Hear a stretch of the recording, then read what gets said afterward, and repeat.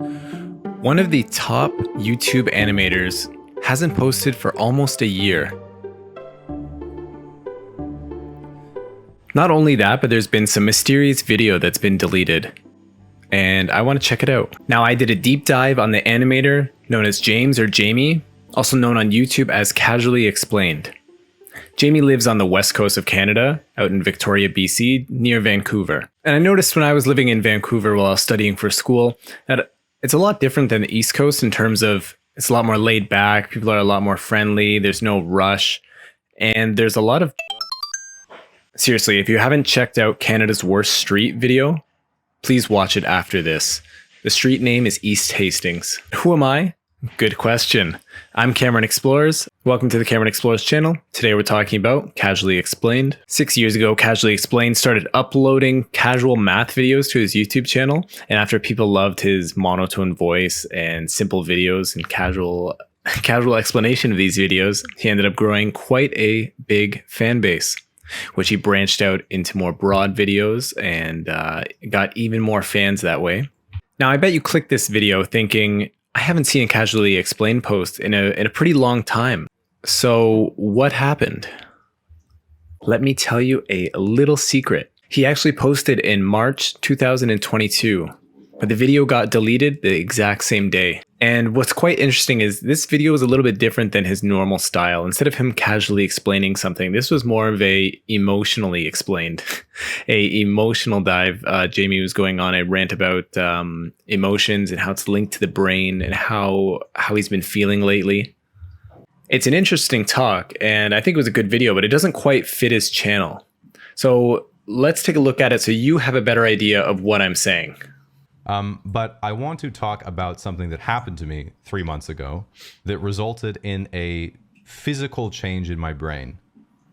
And as a result, since that moment, I haven't experienced any negative emotion at all, with the exception of any sort of immediate danger or threat. It used to be the case that for me, and I think for most people, you sit still and you can't stop thinking. And if you think about something you're worried about, or what someone thought of you, or what's coming up and you don't know what to do, or you worry about the future, or you regret something you did in the past, or whatever it might be, you start feeling anxious, or if you read something on the internet, you get angry, or you start to worry, or you feel bored, or excited, or some sort of excited in a negative way, like, oh, I got to do something. The reason I wanted to share is, first of all, I think I didn't know this was possible. And so I think that's interesting. But the second thing is, I think this phenomena has happened to other people before. But the real reason I wanted to share was because I think I know the mechanism by which this has happened. And I think by sharing that mechanism, other people can experience this as well. And I don't think this has ever been shared before. And that's what I wanted to talk about. So to reiterate, this was really a physical change in the brain. It felt like a golf ball sized region in my head just deactivated. And for the next 3 days, it kind of felt like I'd usually have, it was almost like a habit of thinking something. And it would feel like the neurons or the electricity or whatever it might be moved to a certain region of the brain, and it just circled around an empty crater because it couldn't access that area. And then after about 3 days, it stopped trying, and it just feels back to normal now. But then also in all of us, our self-image, which is our imagination, or what people think of us, how our life's going, how our life should be going, what our ideals are, what are our goals, what did we do yesterday, what we regret. It's always running, always, constantly. And it causes a feedback loop between emotions and thought, because your emotions trigger the thoughts and your thoughts trigger the emotions, and it's an infinite feedback loop. And that's why all of us, if we're not engaged with something, we literally cannot stop thinking and we cannot stop feeling something.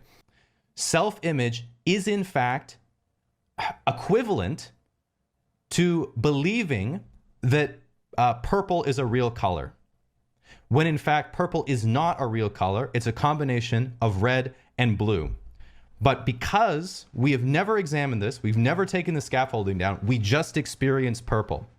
What I'm suggesting is through very, very close analysis, inquiry. Some people use like meditation and stuff, but this is completely secular. This has nothing to do with meditation, nothing to do with spirituality. You don't need any of those tools, so to speak. Anyway, I just had to share this, not just the sort of experience. I know I've probably sound crazy, but I've been thinking about this for 3 months. I'm like, oh God, I have to tell people. I just don't know how. But the part that I really wanted to share is that mechanism, because I think it invites scientists or people who are just looking to go inquire themselves into the actual mechanism. Because the only other place I've ever seen this discussed is like in religious texts and in spiritual texts and through like meditative circles. And, you know, most of it is like, you know, they hope to maybe do this, I think, as a byproduct. But 85% of it is just silliness. You know, you don't need to sit with your legs crossed and chant something, or try to focus on your breath, or try to, you know, find your original conscious or whatever. You find your original face and become the universal you don't need to do that. This is just a very secular phenomena, and I think this is the mechanism, and I wanted to open that up for people to think about and look into more. So I hope I'm not too crazy. Probably am. Probably already a little bit crazy. All right. Thanks for listening, guys. Talk to you soon. And actually, there was a bunch of comments on this video, and those are pretty funny too, especially what they're accusing Jamie of. So let's take a look at those too.